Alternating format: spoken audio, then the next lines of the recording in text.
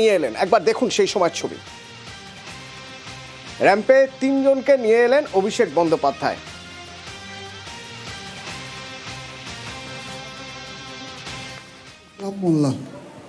আপনার নাম কি দাদা? হরে কৃষ্ণ গিরি। আপনার নাম কি বৌদি? মিসেস মায়া দাস।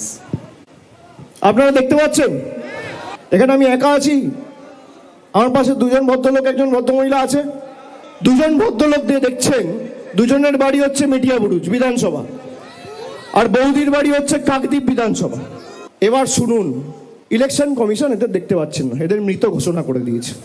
এই জন্য আমি র্যাম্প বানিয়েছি।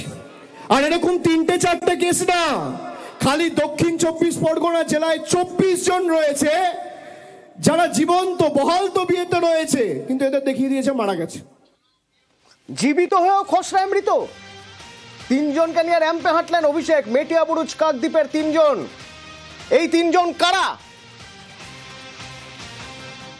মনিরুল মোল্লা, মেটিয়াবুরুজ বিধানসভা কেন্দ্রের 139 নম্বর ওয়ার্ড, বুথ নম্বর 22, কিন্তু কমিশনের তালিকা অনুযায়ী মৃত। পরের জন হরে কৃষ্ণ গিরি, কাকদ্বীপ বিধানসভা কেন্দ্রের নারায়ণপুর গ্রাম পঞ্চায়েতে 260 নম্বর বুথের ভোটার, কিন্তু নির্বাচন কমিশনের লিস্ট অনুযায়ী তিনি মৃত। তারপর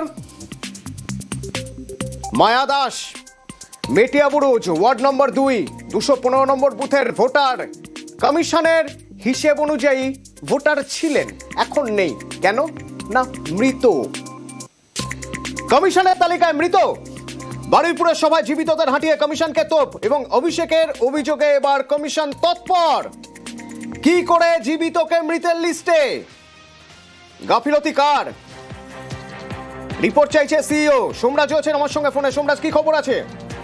দেখি, ইতিমধ্যে দক্ষিণ 24 পরগনা জেলা শাসকের থেকে রিপোর্ট চাওয়া হয়েছে। মূলত জীবিত ভোটাররা কি করে মৃত ভোটারদের তালিকায় ঢুকে গেলেন, যে তথ্য নিয়ে আজ তৃণমূল কংগ্রেসের সর্বভারতীয় সাধারণ সম্পাদক অভিষেক বন্দ্যোপাধ্যায় অভিযোগ তুলেছেন, এবং তার প্রেক্ষিতে দক্ষিণ 24 পরগনা জেলা শাসকের থেকে রিপোর্ট চাওয়া হয়েছে।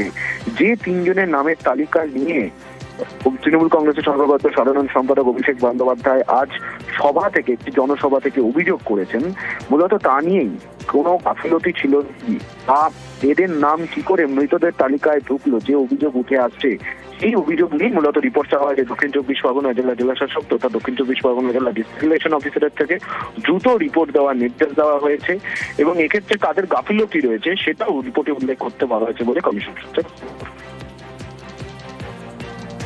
ধন্যবাদ। এই যে আজকে র্যাম্প হয়েছে, সবার খুব কৌতূহল, কে হাঁটবে কৌতূহল ছিল। এই র্যাম্পে আজকে আমি 3জন ভূতকে হাঁটাবো, 3টে ভূত। আমার পাশে দুজন ভদ্রলোক একজন ভদ্রমহিলা আছে।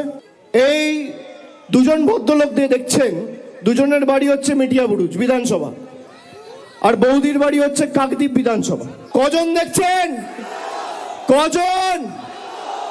ইলেকশন কমিশন এদের দেখতে পাচ্ছেন না, এদের মৃত ঘোষণা করে দিয়েছে। এই জন্য আমি র্যাম্প বানিয়েছি। আর এরকম 3-4টে কেস না, খালি দক্ষিণ 24 পরগনা জেলায় 24 জন রয়েছে যারা জীবন্ত বহাল তবিয়তে রয়েছে, কিন্তু এদের দেখিয়ে দিয়েছে মারা গেছে। কোনোদিন মৃত ব্যক্তিদের র্যাম্পে হাঁটতে দেখেছেন?